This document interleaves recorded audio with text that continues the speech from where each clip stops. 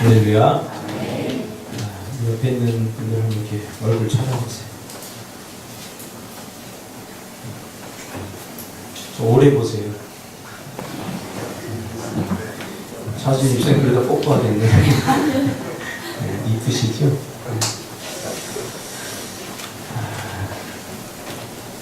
오늘 이 말씀 중심에서 불가능한 일을 가능하게 하는 하나님을 경험하려면 이런 제목으로 하나님 말씀 전가하려고 합니다. 우리가 기독교 역사를 더듬어 보면 신앙이 타락하고 세속화되면서 나타나는 현상 중에 하나가 바로 신앙의 현실화입니다. 현실주의적 믿음이죠. 현실주의적. 현실 속에서 경험되어지고 이해되어지고 이루어질 것 같은 것들만 선택해서 믿는 것. 이것이 현실주의적 믿음입니다. 가만히 생각해 볼 때, 야, 이건 이루어질 것 같지 않아. 그럼 아예 기대조차 하지 않고 믿음조차 버리죠. 믿고 싶은 것만 믿고 경험되어지고 이해되어지는 것만 믿으려고 하는 것. 이것이 바로 현실주의적 믿음입니다. 하나님께 그렇게 바라고 기도해도 응답되지 않고 그러니까 더 바라고 기도하다가는 나만 힘들고 나만 상처받을 것 같으니까 이제는 하나님께 뭔가를 바라고 기대하는 것이 점점 힘들어지죠. 그래서 믿고 모든 것을 하나님께 맡기고 사는 것이 언제부턴가 부담스럽고 두려워지기 시작하는 거죠. 하나님께 다 믿고 맡겼을 때 하나님께서 그것을 알아서 잘 해주시면 좋은데 가만히 보면 믿고 맡기는데 그렇게 안 해주시잖아요. 그러니까 믿고 맡기면서도 부담이 되고 또 그러다 보니까 자신이 상처를 받아요. 그러니까 아예 믿고 맡기는 것이 부담스러워지기 시작하는 거죠. 그렇다고 신앙생활을 포기하자니 뭔가 꺼림직하고 용기가 나지 않고 이렇게 나의 삶에 큰 관심을 갖고 있지 않은 것 같고 영향력을 미치지 못하는 것 같은 그런 하나님을 무작정 신뢰하다가는 내가 더 큰 상처를 입을 것 같죠. 그래서 우리는 이런 생각을 갖게 됩니다. 그래, 적당히 믿자. 그래서 어느 정도 선을 이렇게 그어버리게 되는 것입니다. 그러면서 나타나는 현상이 있는데 뭐냐면 하나님을 절대적으로 의지하고 의존하기보다는 상황에 따라서 의지하고 또 상황에 따라서 불신하는, 의지했다가 불신했다가 의지했다가 의심했다가 하는 이 진자 운동을 계속해서 해가고 있다는 거죠.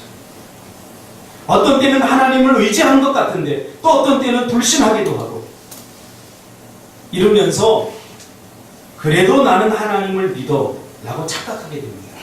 왜냐하면 하나님을 어떤 것은 믿기 때문이죠. 어떤 부분에서는 믿기 때문이죠. 내가 믿음이 약해서 그래. 그러면서 스스로 위로하고 위안을 삼기도 하죠. 그런데 가만히 성경을 이렇게 들여다보면 이게 성경에서 말하는 믿음은 아니라고 이렇게 우리가 볼 수 있습니다. 믿어지는 것만 믿고 믿고 싶은 것만 믿고 믿을 수 있는 것만 믿는 것은 절대로 성경에서 말하는 하나님이 원하는 그런 믿음은 아니라는 것입니다. 그래서 성경에서 믿음이라고 하는 것은 먼저 믿음이 있느냐 없느냐 존재의 의무를 우리에게 먼저 묻습니다. 구원에 이르는 믿음, 이 믿음이 너에게 있느냐라고 묻죠. 왜 묻습니까? 성경에서 말하는 믿음은 양이 아닙니다. 즉 퍼센트를 말하는 것이 아니라 믿음의 순수성을 우리에게 요구하는 겁니다. 우리가 하나님을 믿는다라고 말할 때 나는 하나님을 80%만 믿어 이렇게 말할 수 있습니까? 내가 정우순 집사님을 믿는데 나는 정우순 집사님을 90%만 믿어. 90%를 믿으니까 거의 뭐 다 믿는 거나 마찬가지다 라고 우리가 착각하기 쉬운데 성경에서 말하는 믿음은 그게 아니라는 거예요. 그러니까 우리가 여기에 속아 넘을 수 있다는 거예요. 성경을 읽다 보면 대부분 다 믿어져요. 근데 어떤 건 믿어지지 않아요. 그것은 대부분 믿어져도 어느 한두 가지가 믿어지지 않으면 이것은 성경에서 하나님이 요구하는 믿음이 아니라는 사실이죠. 이건 굉장히 상식적인 것 아닙니까? 그래서 성경은 믿음을 겨자씨에 비유하고 있습니다. 너희 믿음이 만약 요만한 눈에도 보일까 말까 하는 겨자씨만한 믿음이 있다면 이 산을 명하여 저기로 옮겨지라 하면 옮겨질 것이요 또 너희가 못할 것이 없다. 이렇게 말해요. 믿음이 있습니다. 얼마큼? 겨자씨만. 성경에서 말하는 믿음이란 100% 절대적 믿음을 우리에게 요구하기 때문이죠. 이럴 때는 믿고 저럴 때는 믿지 않고 이것은 믿고 저것은 믿을 수 없죠. 자, 우리가 한번 생각해 볼까요? 내가 태한 집사님을 믿는다라고 말할 때 그것은 태한 집사님의 전부를 믿는 거예요. 그럴 때 우리가 태한 집사님을 신뢰해, 믿어 라고 말할 수 있죠. 어떤 것을 믿고 어떤 것은 믿지 않는다. 그것은 쉽게 말하면 결국은 믿지 않는다는 말이에요. 신뢰하지 못한다. 하나님과 우리 관계도 마찬가지입니다. 나는 하나님이 하시는 일을 대부분 믿어 라고 말하는 것은 스스로 속는 거예요. 스스로 속는 거예요. 하나님은 우리에게 온전한 믿음을 원하십니다. 이 온전한 믿음이라고 하는 것은 전부 모든 것을 다 믿는 거예요. 믿어지는 것뿐만 아니라 믿어지지 않는 것도 다 믿어드리는 거예요. 그분의 인격을 신뢰하고. 그래서 시브리서 10장 22절에 우리가 마음의 뿌림을 받아 악한 양심으로부터 벗어나고 몸은 맑은 물로 씻음 받았으니 참 마음과 온전한 믿음으로 하나님께 나아가자 라고 말합니다. 여기서 온전한 믿음이라고 하는 것은 100%를 말합니다. 나는 누군가를 믿을 때 80% 믿어. 80% 얼마나 대단합니까? 많이 믿는 거죠. 우린 많이에 속습니다. 그래서 믿는다고 착각하지만 그러나 100%가 아니면 믿음이 아닌 것입니다.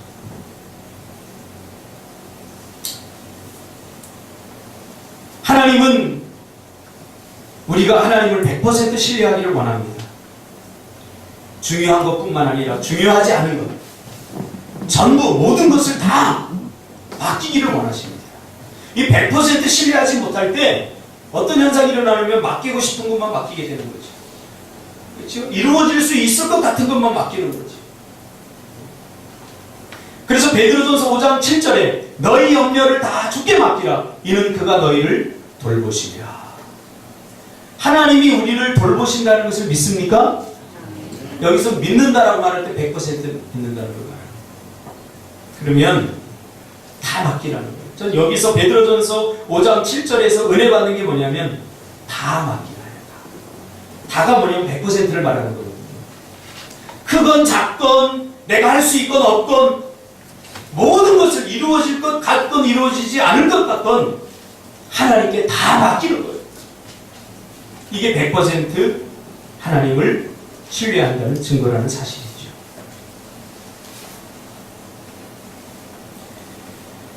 히브리서 11장에 나오는 믿음의 선지들의 특징을 보면 믿을만 해서 믿은 것이 아니라 한결같이 바랄 수 없는 중에 바랐다라고 말합니다. 될 것 같고 이루어질 것 같고 이거 바라고 기대했다가 될 것 같아요. 그래서 믿은 게 아니라는 거예요. 하나님이 우리에게 뭔가 순종을 요구할 때 내가 먼저 생각을 하죠. 아, 이건 이루어질 것 같아. 그러면 더 열심히 기도하면 될 것 같아. 그럼 더 열심히 기도해요. 그런데 아예 될 것 같지 않으면 시도조차 하지 않는다는 거죠. 그러니까 결국 모든 것이 내 안에서 다 일어나는 거예요. 내 기분과 내 감정, 내 경험, 내 생각, 내 뜻. 여기서 모든 게 다 이루어져요. 이걸 바꿔야지 돼요. 이걸 바꿔야지. 내가 생각하기에 이거 아닌 것 같아도 하나님의 말씀이 그렇다고 하면 그 약속을 신뢰하고 그대로 순종하고 행동으로 옮기는 거예요. 여기서부터 믿음이 시작되는 거고요. 여기서부터 믿음의 결과를 우리가 바라볼 수 있게 되는 겁니다. 아직 보이지 않는 것에 대한 경고를 받았다라고 노아를 향해서 말합니다. 무슨 말이죠? 아직 보이지 않았어요. 이제 내가 세상을 물로 심판하겠다 했는데 물로 심판을 하는 그 모든 결과는 전혀 눈에 보이지 않았어요. 그 약속을 하시고 120년 후에나 홍수가 왔어요. 우리 사람은 늘 보이는 것들이 익숙해 있지 않습니까? 그래서 자꾸 확인하려고 해요. 확인하고 하나님이 이렇게 하셨구나 하고 나 하나님 믿어야지. 이건 믿음이 아니에요. 여러분 착각하지 마세요. 그래서 성경은 도마에게 예수님이 부활하는 것을 제자들이 전하자 야 내가 예수님이 완전히 죽은 걸 내가 봤는데 그 옆구리에 창자부터 보고 내가 다 봤는데 어떻게 예수님이 살아나? 내 눈으로 보지 않고는 내가 확인하지 않고는 절대 믿을 수 없다라고 말하죠. 그래서 부활하신 예수님이 도마를 찾아가서 뭐라고 그럽니까? 보지 않고 믿는 믿음이 복되도다. 이 복되도다라고 하는 말은 보지 않고 믿는 믿음이 참 믿음이다 그 말이에요. 온전한 믿음이다.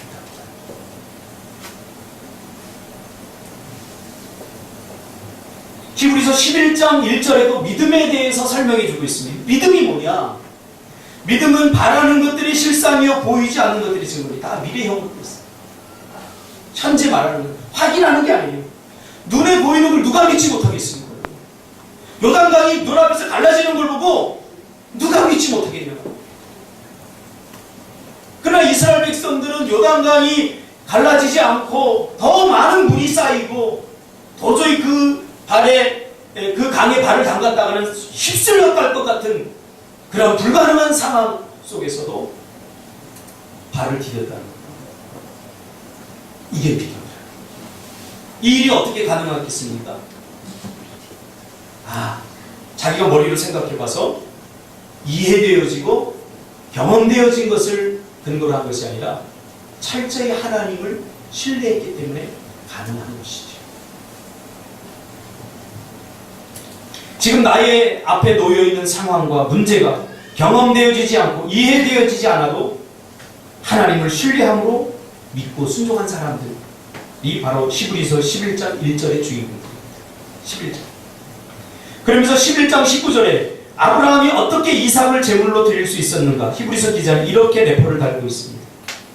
그가 하나님이 능히 이삭을 죽은 자 가운데서 다시 살리실 줄로 생각한지라. 비유컨대 그를 죽은 자 가운데서 도로 받는 것입니다.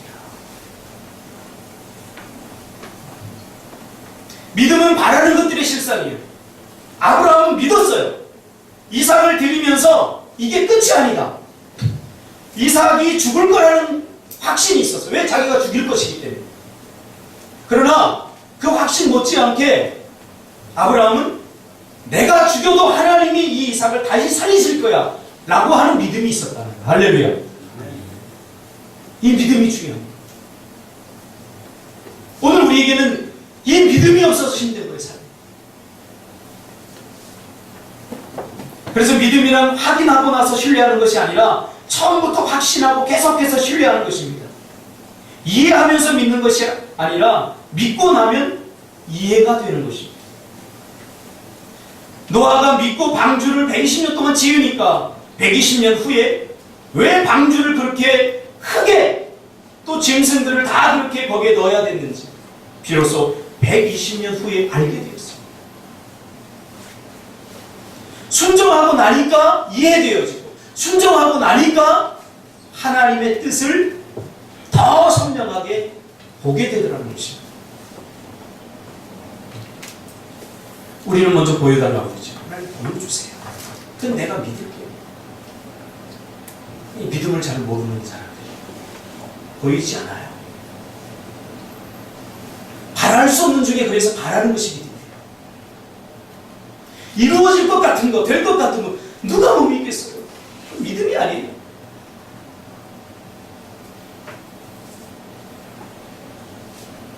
누가 자신의 힘으로 해결할 수 없는 한계 속에서 또 절박함 속에서 신을 찾지 않고 담담하게 죽음을 맞이하고 쉽게 포기할 수 있는 사람이 얼마나 되겠습니까? 그렇죠? 문제가 오고 힘들고 어렵고 위기가 오면 예수 믿지 않는 사람들도 자기 나름대로의 신을 다 찾아요. 절박해지면 다 그렇다고. 절박해지면 다 신을 찾게 돼 있어요. 근데 그것을 믿음이라고 말하면 안 되죠. 중요한 것은 그런 위기가 끝나고 그 문제가 해결되고 나도 여전히 하나님을 신뢰하고 계속해서 믿어주는 이것이 진짜 믿음이에요. 오늘 본문은 이스라엘 백성들이 하나님께서 주신 축복의 땅인 가나안을 정복하기 위해서 본격적으로 이 이제 가나안 안으로 진격해 들어가기 위해서 넘어야 될 첫 번째 장소인 여리고성 전투에 대한 이야기입니다. 이 여리고성은 예루살렘으로부터 약 30km 떨어진 지점에 위치해 있었습니다. 그리고 크기는 약 32제곱킬로미터입니다. 제가 그 여리고성 성터를 직접 가봤더니 내가 생각하는 것보다 훨씬 넓더라고요. 저는 조그만 성인 줄 알았는데 그거를 이렇게 돌려면 1시간 이상 들 정도로 그것도 빨리 걸었을 때 굉장히 넓더라고요. 그러나 가나안에 그 큰 성들이 많았기 때문에 가나안 전체로 봤을 때는 약 한 중간 정도에 해당하는 그런 크기의 성입니다. 그렇지만 가장 견고하고 강력한 난공불락의 요새였습니다. 경사가 가보니까 가팔라요. 35도 이상 되는 그 경사에 바위나 돌들이 이렇게 놓여져 있어서 자연적 방어가 돼요. 자연적 방어. 그리고 성벽을 보니까 이중 성벽으로 되어 있어요. 내성과 외성으로 되어 있어요. 내성 같은 경우는 한 4차선 도로 정도, 우리 고속도로 4차선 도로 정도 될 정도로 그렇게 넓어요. 그러니까 어떤 구조도 여러분, 남자들이 이 전쟁 이런 거 관심이 있기 때문에 이중 구조로 되어 있다는 것은 여기서 성문을 뚫고 들어와도 이쪽에서 공격하고 이쪽에서 공격하니까 이건 그야말로 난공불락의 요새입니다. 뚫을 수 없는. 그리고 그곳에는 가나안의 가장 강력한 정예병들이 지키고 있었다는 거죠. 또 막루가 이렇게 촘촘하게 되어 있어서 멀리서도 시야를 확보할 수 있기 때문에 근처에 오기 전에 이미 다 박살이 나버려요. 근처에 접근할 수도 없죠. 전쟁에서 이길 만한 가장 완벽한 요소를 다 갖추고 있는 난공불락의 요새죠. 그런데 하나님은 그 많고 많은 성 중에서 여기부터 치라는 거예요. 여기부터. 우리가 인간적으로 생각해 볼 때 좀 더 쉬운 쪽을 쳐서 이기면 사기도 오르지 않겠습니까? 전쟁에서 가장 중요한 게 뭐예요? 싸움에서 가장 중요한 게 뭐냐면 사기입니다. 사기. 내가 저 사람을 이길 수 있다. 이런 사기가 있어야 돼요. 사기가 떨어지면 이미 전쟁에서 진 거예요. 근데 첫 번째 전쟁에서 이거 져버리면 큰일 나는 거예요. 근데 하나님은 이길 수 있을 것 같은 성, 넉넉히 점령할 수 있을 것 같은 그러한 성을 첫 번째로 주시지 않고 첫 번째부터 큰 불가능한 그런 상황에 이스라엘을 직면하게 하신 것입니다. 왜 그럴까요? 하나님은 가나안 땅에 입성하기 전, 요단강을 건너기 전에 길갈에 도착했을 때 유월절을 지키고 만나를 그치게 하셨습니다. 이것은 더 이상 너희는 눈에 보이는 것들을 의지하지 말고 이제 눈에 보이지 않더라도 하나님을 온전히 신뢰하고 살아야 된다라는 것을 보여주는 겁니다. 가나안은 어떤 땅입니까? 눈에 보이는 것들을 의지하고 살아가는 땅이 아니라 눈에 보이지 않는 하나님을 의지하고 살아가는 땅. 그래서 만나를 하나님께서 이스라엘 백성들의 광야에 주신 것은 단순히 먹을 것이 없는 이스라엘 백성들이 먹을 것을 준 사건이 아닙니다. 이스라엘은 눈에 보이는 것에 익숙해져 있어서 만나가 내리면 오늘도 하나님이 우리를 지키시는구나. 오늘도 먹을 것을 주시는구나. 단 하루도 만나가 내리지 않으면 불안해하고 두려워 떨었어요. 눈에 보이지 않으면 두려웠다는 거예요. 하나님이 어떻게 될 것 같은 거예요. 그러니까 모세가 십계명 받으러 가니까 불안에 떨면서 뭘 만들어? 우상을 만들어 버린 거예요. 눈에 보이는 것을 익숙해져 있습니다.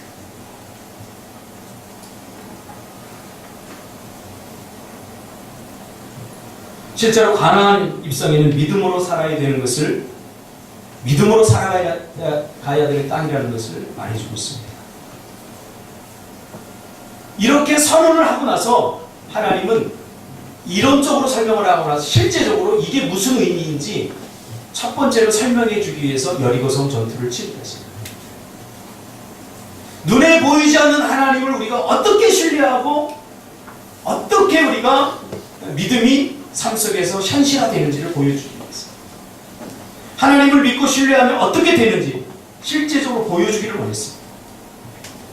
그리고 그 사건을 온 영혼에 기억하도록 그렇게 하셨습니다. 왜? 우리는 망각쟁이들이거든요. 다 잊어버려요. 잊어버려요.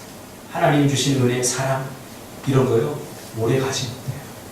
잘 기억해요. 오래 가지 못해요. 그래서 하나님은 이런 사건을 통해서, 이런 의미 있는 사건, 이런 불가능한 사건, 그래 우연히 내가 열심히 해서 되어졌다 그러면 금방금방 잊혀져요. 그래서 불가능한 것 같은 이런 사건을 통해서 우리가 오랫동안 기억하도록, 이것이 바로 하나님의 은혜를 우리에게 주시는 방식 중에 하나입니다. 그래서 불가능한 여리고성 앞에 직면하게 하신 거죠. 그래서 6장 2절에 이 여리고성을 점령하기 전에 여호수아에게 뭐라고 하나님 말씀하십니까? 여리고와 그 왕과 용사들을 내 손에 넘겨주었다. 똑같습니다. 성경. 믿음을 미래형으로 쓰고 있습니다. 그리고 과거 완료형으로 쓰고 있습니다. 이게 말이 안 되는 거예요. 왜냐하면 이런 난공불락의 요새고, 그렇다면 이스라엘 백성들이 뭐 이것을 이길 만한 전략과 전술이나 좋은 무기가 있는 것도 아니에요. 당시에 이스라엘 백성들이 무기라고 하는 것은 고작 이 딱딱한 박달나무를 날카롭게 깎아서 만든 창이 정도예요. 쇠창도 아니에요. 나무 들고서 싸우는 거예요. 이 정예 병사. 그런데 하나님은 여호수아에게 뭐라고 합니까? 내 손에 붙였다. 6장 2절. 이 히브리어 동사의 시제는 미래에 있을 행동이 마치 완료된 것처럼 쓰여져 있습니다. 미래 완료형으로 쓰여져 있다는 거죠. 그래서 이미 너에게 주었다라는 말입니다. 싸우지도 않았는데 여호수아와 이스라엘 백성들이 그것을 바라보면서 도저히 안 될 것 같은데, 도저히 불가능할 것 같은데 하나님은 여호수아에게 이미 내 손에 붙였다. 그거 너희 거야. 이미 너희가 이겼어라고 말하는 거죠. 황당한 거죠. 그러면서 여호수아에게 뭐라고 합니까? 움직여라. 우리 사람이 얼마나 야근돼요. 생각해봐서 안 될 것 같은 거 잘 안 해요. 시간 낭비하려고 하잖아요. 그런데 이 안 될 것 같은데 하나님이 하라고 하니까 참 여호수아도 힘들었을 것입니다. 왜? 여호수아에게는 보니까 기본적으로 믿음이 있어요. 그런데 백성들을 보니까 따를 것 같지 않아요.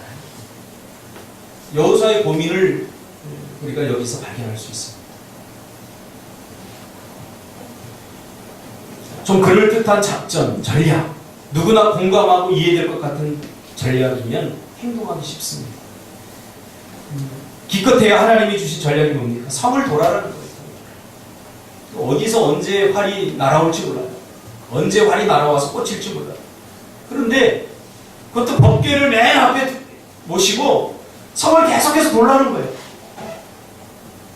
그리고 마지막 날에는 7바퀴 돌고, 그럼 총 13바퀴예요. 다 돌고 나서 이스라엘 전 백성이 외치라는 거예요. 그럼 성이 무너질 거예요.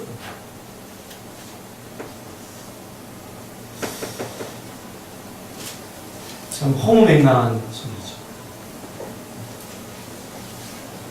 무슨 말이냐면 너희 인간적인 생각과 판단을 내려놓고 하나님의 방법을 쫓아가는 것입니다. 왜 언약궤를 맨 앞에 두었겠습니까? 언약궤는 하나님의 임재의 상징입니다. 하나님을 앞세우면 안 될 것이 없다는 거예요. 너희의 이성과 머리와 경험과 논리와 이 모든 것을 생각할 때 안 될지라도 천지를 창조하신 하나님, 그 하나님을 앞에 두고 그 말씀대로 순종하면 안 될 것이 없다는 거예요. 내가 너희의 전쟁에 앞서서 행하시겠다고. 앞서서. 내가 싸우겠다는 거, 하나님. 그러니 너희는 그냥 뒤따라서 순종하기만 하라는 거예요. 이게 말처럼 쉽지 않아요. 그러나 신앙생활은 이것을 배워야 돼요. 전번주에도 제가 설교했듯이 믿음 바보가 돼요. 우리는 오늘 너무 똑똑해져 있어요. 다 내가 분석하고 따지고 이래서 믿을 수 있을 것 같으면 믿는데 믿어지지 않으면 도전조차 하지 않고 기도조차 하지 않아요. 이제 여호수아는 선택해야만 했습니다. 약삭빠르고 패역하고 완악한 이스라엘 백성들에게 이렇게 허무맹랑하고 어이없는 전략을 설명하고 순종하라고 하면 과연 이들이 할까요? 민망함과 두려움이 있었을 것입니다. 고민하고 번민하였을 것입니다. 그러나 여호수아는 상황과 환경, 문제를 보지 않고 여리고성을 보지 않고 그 난공불락의 불가능을 보지 않고 하나님을 신뢰함으로 그렇게 하기로 결정하고 이스라엘 백성들을 향해 말씀대로 순종하자고 외치고 돌기 시작합니다. A.W. 토저가 그런 말을 했죠. 하나님의 음성을 듣는 그 사람의 말을 들으라. 결국 7째 날 되는 날 난공불락의 요새 여리고성이 무너져 내렸습니다. 누가 하신 거예요? 하나님이 하신 거예요. 하나님이 말씀대로 약속하신 대로 그렇게 하신 것입니다. 하나님은 당신을 신뢰하고 순종하는 사람에게 약속을 지키시는 겁니다. 이제 이 사건을 통해서 이스라엘 백성들은 말로만 듣던 하나님을 눈으로 보게 된 것이죠. 믿음의 실체를 맛보게 된 겁니다. 그렇죠? 믿음으로 살아야 되는데 믿음으로 산다는 것에 대해서 막연하게 생각했던 이스라엘 백성들이 믿음으로 산다는 것은 바로 이거구나 하고 가나안에 입성하면서 가장 강력하고 선명하고 또렷한 것을 기억하게 되는 거죠. 이것보다 중요한 거 없습니다. 제 후배 중에 하나가 예전에 화약을 갖고 놀다가 얼굴에 화상을 던져 버렸어요. 그 후로 이 친구는 절대로 화약을 사지 않았어요. 네, 그 고통의 기억을 갖고 있기 때문에. 그러니까 이 친구에게는 이게 축복이에요. 어떻게 보면. 이게 은혜의 기억이죠. 신앙은 글로 배우는 것이 아니라 삶으로 배우는 것입니다. 순종으로 배우는 것입니다. 그래서 순종해봐야 돼요. 그래야 믿음의 삶이라는 게 이런 것이구나 하고 우리가 배우게 돼요. 행동하지 않으면, 순종하지 않으면 아무것도 배울 수 없어요. 야고보서 2장 26절에는 영혼 없는 몸이 죽은 것 같이 행함이 없는 믿음은 죽은 것입니다. 무슨 말입니까? 머리로 이해하고 아는 것이 믿음이 아니라 그것을 실천하고 행동을 옮기는 것이야말로 진정한 믿음이다 하고 말합니다. 그래서 신앙생활은 실전이 강해야 됩니다. 이론에만 매달려서는 안 됩니다. 하나님의 말씀은 들으라고 주신 것이 아니라 살라고 주신 것입니다. 한때 저도 이 사랑하는 것이 잘 안 됐어요. 사랑받을 만한 사람은 누가 사랑 못하겠어요. 근데 사랑받지 못할 행동을 하는 사람을 보면서 내 마음을 거슬리게 하는 사람을 보면서 참 이 사랑이 안 되더라고요. 나는 내 수준이 이것밖에 안 되나 보다. 그렇게 생각했습니다. 근데 어디서 부딪혔냐면 목회는 다른 말로 하면 사랑이더라고요. 다른 게 아니라. 그러니까 사랑이 안 되면 목회가 안 되는 거예요. 사랑해야 돼. 그래서 이걸 놓고 내가 목숨 걸고 기도하면서 매달리기 시작했어요.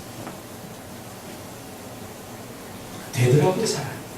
나도 신기해요. 되더라. 그동안 안 해본 거예요. 내가 사랑하고 싶지 않았던 거예요. 나를 힘들게 하는 저 사람 내가 별로 사랑하고 싶지 않았던 거예요. 그러니까 사랑이 안 되는 게 아니라 내가 안 한 거예요. 하나님의 말씀을 온전하게 받고 그 말씀에 순수하게 순전하게 내가 도전하면 실천하면 나머지 것은 하나님께서 하시더라. 할렐루야. 내가 하려고 하는 것이 인본주의예요. 세속화된 신앙, 타락된 신앙.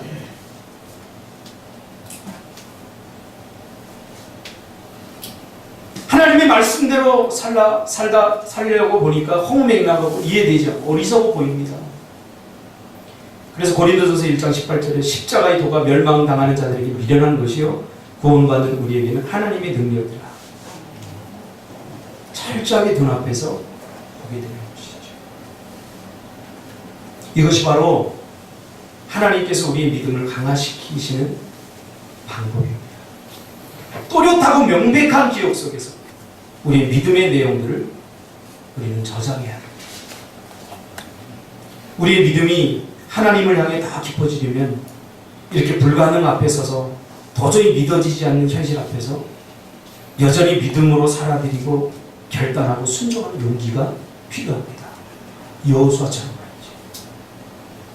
제가 약 10여 년 전에 교회를 개척하려고 할 때 마치 저의 현실은 여호수아가 여리고성 앞에 서 있는 것처럼 막막했어요. 왜?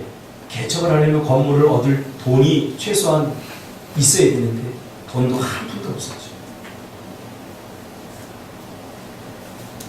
모든 것을 다 생각해보면 막막하기만 했습니다. 그리고 제가 그 사역을 하던 곳이 굉장히 편하고 좋았어요. 사례비도 그때 많이 받았어요. 제가. 그러니까 거기를 떠날 이유가 전혀 없는 거예요. 저는 너무 좋은 거예요. 너무. 근데 하나님은 기도하면 자꾸 가라는 거예요. 개척에 대한 사인을 자꾸 주시면서 순종하라는 거예요. 제가 한동안은 기도도 안 했어요. 왜? 그거는 좀 뒤로 밀어놓고 다른 기도도 할 게 많은데 하나님 기도하려고 하면 자꾸 그 생각을 주시고 여기서 딱 막혀버리니까 기도가 안 나오는 거예요. 제가 그렇게 한 몇 개월을 몸부림쳤어요. 기도가 안 되고. 제가 믿음이 없는 거죠. 자꾸 현실을 보고 이 돈으로 이 문제를 해결하려고 하고 하니까 이게 막막한 거예요. 그래서 뜻을 정하고 개척하기로 이렇게 하나님 앞에 하나님 하겠습니다. 이렇게 하고 나니까 마음이 편해지다. 그런데 상황은 바뀐 게 조금도 없어요. 그 정도 내가 하겠습니다 그러면 뭔가 여기저기서 기적이 일어나고 뭔가 터져야 되는데 없어요. 여전히 상황은 똑같아요. 그래서 배세강 집사님 그때 인천에서 대학 다닐 때 세강아 인천에 어디 개척을 할 만한 어떤 장소가 있는지 한번 알아봐라. 막 그렇게 얘기했을 때 배세강 집사님 내가 돈을 좀 갖고 있는 줄 알았을 거예요. 여러분들이 찍어서 보니까 적어도 월 몇 억이나 몇 천만 원 이렇게 되는 거예요. 근데 제가 세강아 돈이 한 푼도 없어. 그러니 제일 싼데 그런 데를 알아봐. 근데 한 대를 찍어서 보냈어요. 여기로 해야 되겠다. 참 우스운 거죠. 돈도 하나도 없고 아무것도 준비도 안 됐는데 거기 해야 되겠다. 하나님 여기 어때요? 그래 하나님 그냥 좋은 마음을 주셔서 그래서 계약을 했어요. 구두로 계약 돈이 없으니까 하고 그래서 됐어요. 거기가 저쪽 간석동 예전 간석동 3동 사무소 옆에 있는 유형 아파트 그 상가 1층입니다. 500에 1000에 월 60. 그 돈도 어떻게 생기냐면요. 제가 결혼할 때 저희 장인 영감이 저한테 욕을 하더라고요. 이 돈도 없는 새끼가 우리 딸 데려가서 고생만 시키려고 하더라고. 돈 있어? 집 있어? 제가 좀 자존심이 세서 그때 빌라가 붐일 때 돌아다니다 보니까 빌라가 한 채 딱 있더라고요. 그래서 가서 무슨 의미인지도 모르고 이제 계약을 했어요. 계약을 하고 나니까 이 갚을 일이 막막해. 우리 전도사 그만두고 이제 학원에서 애를 가르치면서 그걸 갚았었는데 그게 마이너스에 팔아도 마이너스야. 그때 당시에 팔아도 마이너스 800만 원인가 그래서 팔지도 못하고 세를 주고 그리고 있었는데 집사람이 그게 딱 생각이 난 거예요. 그래가지고 그거 한번 알아볼까 전화해봤더니 부동산 전화해봤더니 그 부동산 사장이 하는 얘기가 제가 똑같이 얘기할게요. 여기가 오를 리가 없는 데인데 갑자기 집값이 올라가지고 올랐다는 거예요. 이거 오를 수가 없는 데인데 그때 빌라가 너무 많이 과잉 공급돼가지고 근데 뭐 때문인지 뭐 전철이 뭐 지하철이 2층 들어왔잖아요. 뭐 지하철이 들어온다고 소문이 나고 뭐 이렇게 해가지고 갑자기 오른다는 거예요.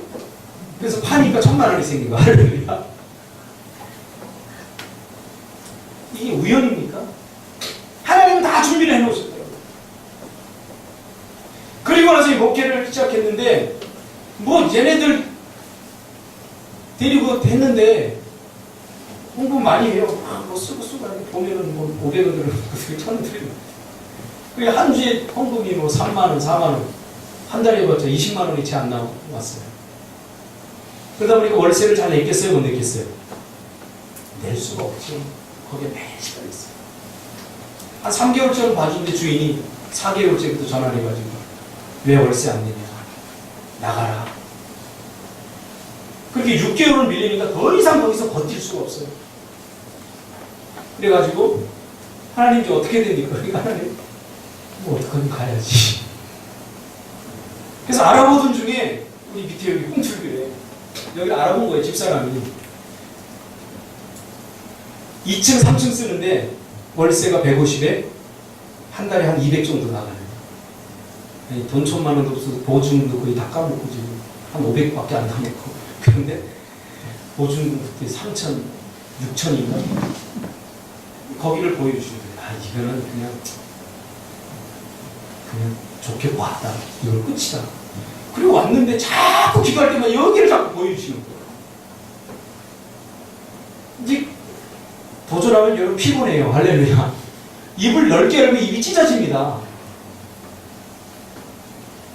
근데 기도할 때만 자꾸 어떻게 해요? 거기 가서 하겠습니다. 하고서 털컹 계약을 해버렸어요.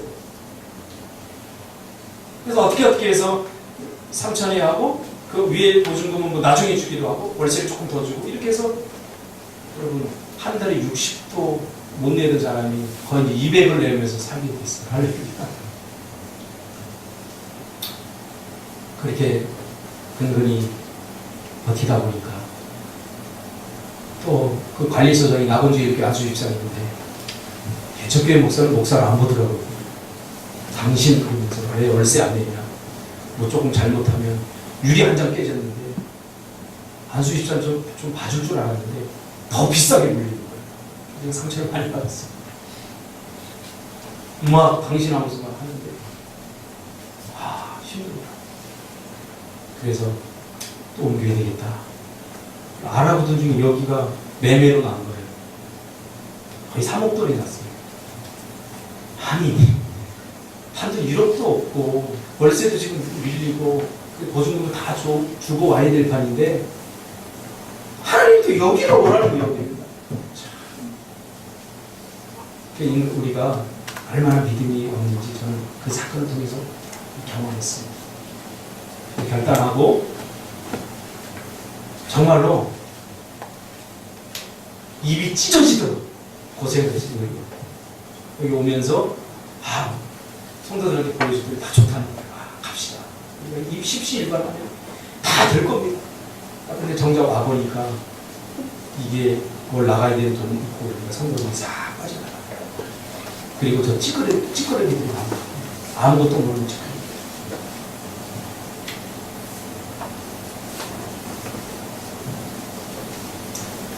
그뿐 아니에요. 미얀마 갈 때도 마찬가지예요.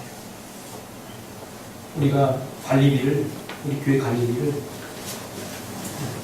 배재환 집사님이 정말로 전투적으로 가서 싸워가지고 저번 달에 해결했어요. 관리비가 한 600 정도.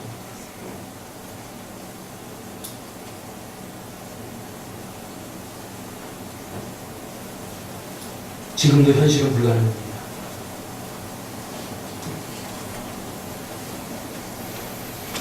지금 미얀마에 한 100 이상이 들어가요. 지금 우리 월세도 못 내는데. 제가 인간적으로 계산이 굉장히 빠른 사람이에요. 근데 신앙생활의 약삭빠름은 치명적이더라고요. 자꾸 무뎌질 수밖에 없어요. 미련해질 수밖에, 바보가 될 수밖에 없어요. 왜 안 돼요? 내 힘으로 안 돼요. 근데 나를 딱 내려놓고 나니까 하나님이 하시더라니까요. 제주도 땅을 살 때도 지금 우리가 그거 정말 털값으로 샀는데 지금 5배, 6배로 올랐어요. 땅 투기하는 거 아닌가요?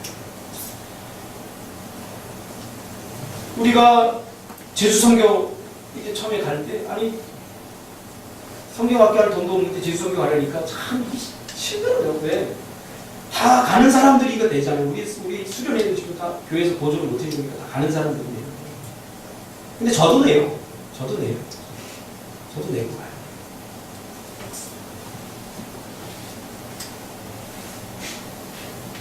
그냥 가라면 가고 하라면 하고 여기까지 왔어요.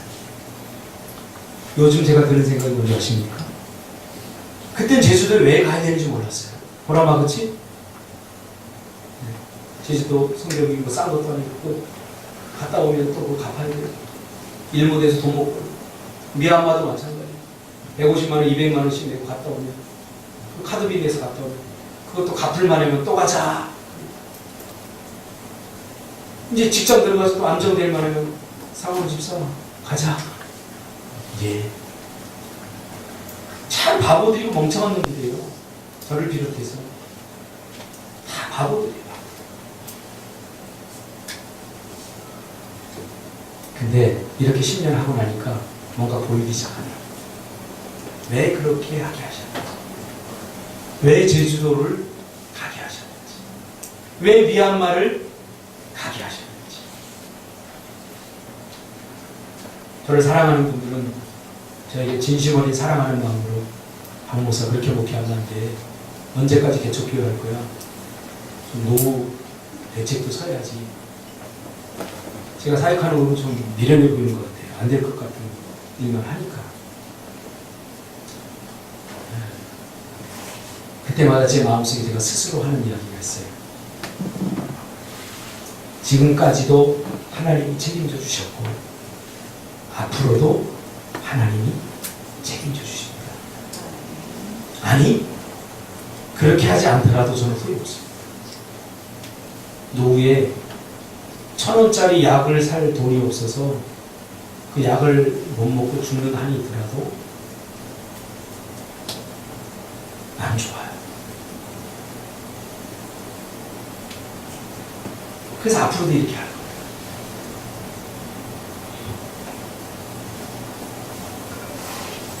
교회 개척할 때도 저는 저희 식구들에게 아무도 알리지 않았어요. 저희 식구들 매형이 장로님, 큰 누님이 권사님, 둘째 누님도 권사님, 형님 안수집사.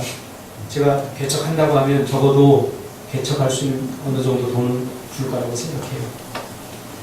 제가 개척할 때 제가 주변에 알고 있었던 사람한테 하나도 안 알렸어요. 알리지도 않았어요. 왜? 괜히 사람을 의지했다가 안 된다고 하면 의상할 수 있으니까.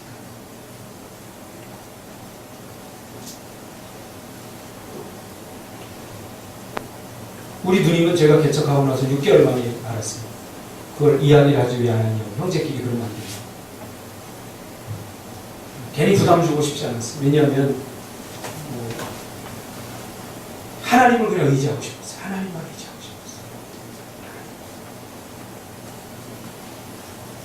싶었어요. 청년들하고 이렇게 개척을 하면서 어떤 분들이 그런 분들도 있어요. 청년들이 결혼하면 다 달라져.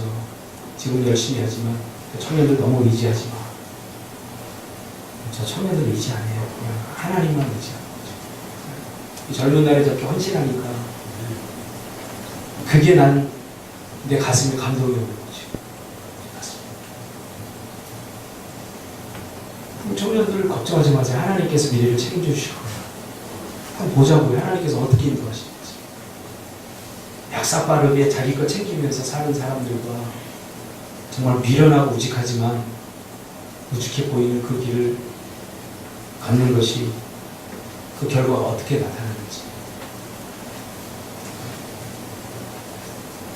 지금은 얼마나 단순해지고 행복한지 몰라요. 옛날에 고민했거든요. 돈이 필요하면. 지금 그냥 단순해요. 그리고 기대가 돼요. 하나님께서 어떻게 역사하실까. 혹여 우리 교회를 떠나더라도 나중에라도 제 삶이 궁금하면 한번 인터넷으로 한번 쳐보세요. 제가 어떻게 살아가는지.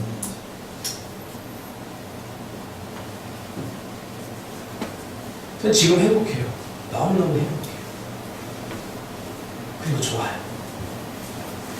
뭐 수많은 명 이렇게 놓고 설교하면서 머리털 빠져가면서 하는 것보다 몇몇 안 되지만 좋아요. 때가 좋으면 되는 거죠. 예수 믿다 망할 각오를 하시기 바랍니다. 그게 부끄러운 거 절대 아니에요.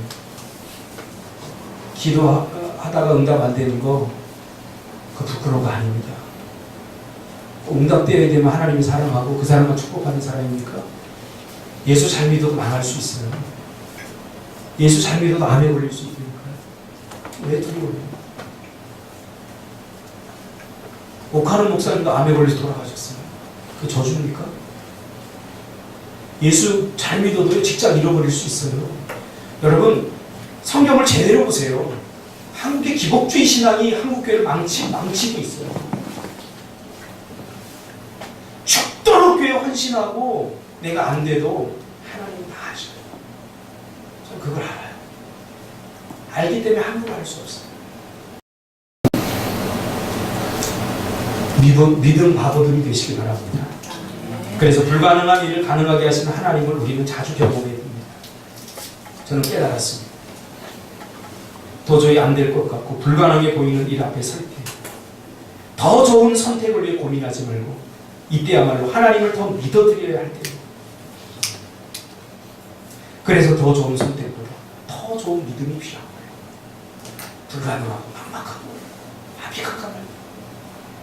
어떤 사람들은 또 그런 상황에 직면하는 것이 두려우니까 그런 상황에 직면하지 않기 위해서 믿음을 저버리는 사람들이 있어요.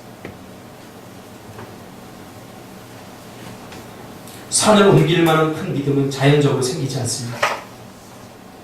여리고성 앞에 서가야 됩니다. 주영 집사 막막하면 하나님을 신뢰하시고 한국이 게임 산업이 얼마나 막막합니까? 게임 쪽에 있는 사람들 다 여리고성 앞에 세는 거예요. 이때야말로 우리가 하나님을 더 신뢰할 수 있는 기회라는 사실. 우리가 절대로 잊어서는 안 됩니다. 기도하겠습니다.